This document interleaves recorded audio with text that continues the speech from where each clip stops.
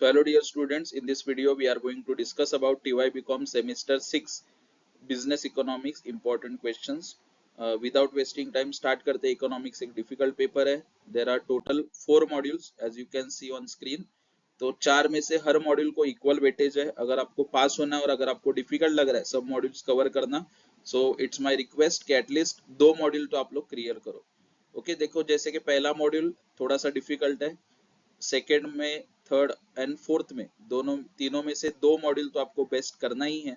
ऐसा नहीं कि फर्स्ट आप स्किप कर दो, but yes please don't miss those modules. But 4 में से कम 2 मॉड्यूल्स आपको बहुत पक्का होना चाहिए अगर पास होना है तो. ठीक है, चलो सो लेट्स बिगिन. फर्स्ट जो आपका मॉड्यूल है इंट्रोडक्शन टू इंटरनेशनल ट्रेड, उसमें इंपॉर्टेंट क्वेश्चन कौन से आएंगे. फर्स्ट क्वेश्चन देखो, येलो मार्क किया हुआ क्वेश्चन है बिकॉज ये इंपॉर्टेंट क्वेश्चन है, इंपॉर्टेंट से भी important. Difference between the Ricardian theory of international trade and the modern theory of international trade. Second question is factors affecting terms of trade. Third one is discuss the JS mill theory of reciprocal demand.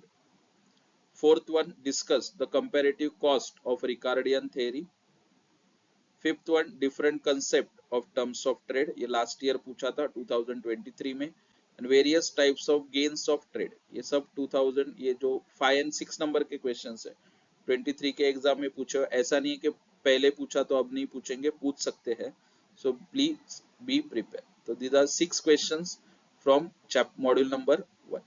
ऐसा मत बोलो कि 2 ही question दो दिया और नहीं आया तो क्या करोगे. सो बेटर थोड़ा एडिशनल क्वेश्चन भी करके रखो.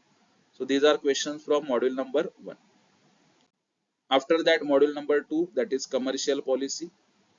First question you can see, explain the economic effects of import tariffs. This question number 2 पहले आ गया. Question number 1, discuss arguments in favor of the policy of free trade or protection trade policy.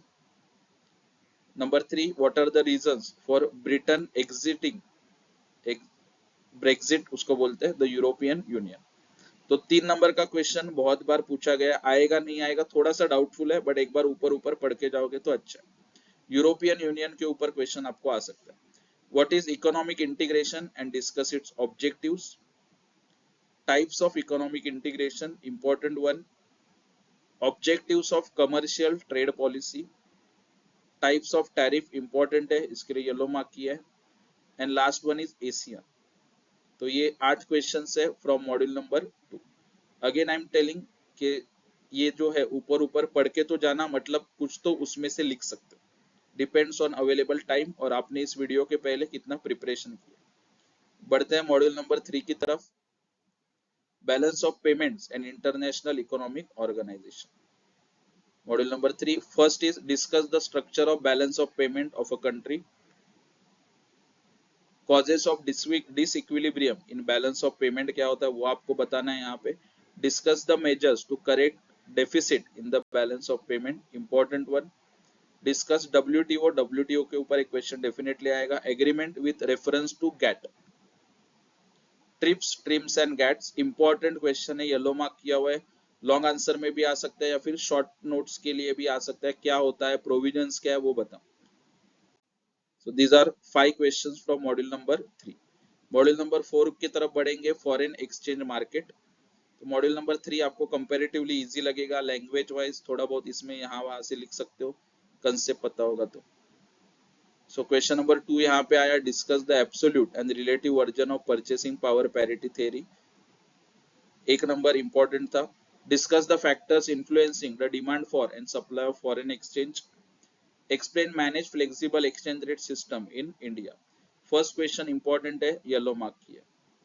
Fourth one is explain the role of central banks in managing exchange rate. जैसे India का central bank है RBI, तो उसका क्या role है वो आपको बताना है यहाँ पे. Number 5, functions of foreign exchange market. Number 6 is spot and foreign exchange rates. So these are 6 questions of foreign exchange market, module number 4. तो देखा जाए फर्स्ट मॉड्यूल अगर आपको डिफिकल्ट लगता है, go for second, third and fourth module. पहले वो करो, बाद में फर्स्ट करो. देखो ऐसा नहीं है कि आप पूरा डिटेल वर्ड टू वर्ड लिखो, बट एटलीस्ट आपको कंसेप्ट पता होना चाहिए. After all we are commerce student, कुछ तो पेपर में लिख के आना. Don't leave it blank. Okay, और ऐसा नहीं है, कुछ लोग बोलते कि इतना आईएमपी क्वेश्चन क्यों दिया. तो 10 क्वेश्चन देके 10 में से सिर्फ 4 आया तो उसका कुछ मतलब नहीं है। इसके लिए थोड़ा एडिशनल क्वेश्चंस रीड करके जाओ, आपके पास बहुत टाइम है। अगर प्रॉपर प्लानिंग करके पढ़ाई करोगे तो एटलीस्ट एक बार गो थ्रू कर लेना, उसमें क्या आता है, क्या लिखना है, ओके, काय थापा मारायच्या ते तरी माहिती पाहिजे। So these are important questions of economics. 4 module का मैंने लगभग आपको 20 क्वेश्चन दिया होगा, तो एक बार पढ़ लेना, सब इग्नोर मत करो, ठीक है। और आपको लगता है एडिशनल पॉसिबल है तो वो करो, बट वन थिंग आपको एक बात ध्यान में रखना है, that is objective is the key of passing.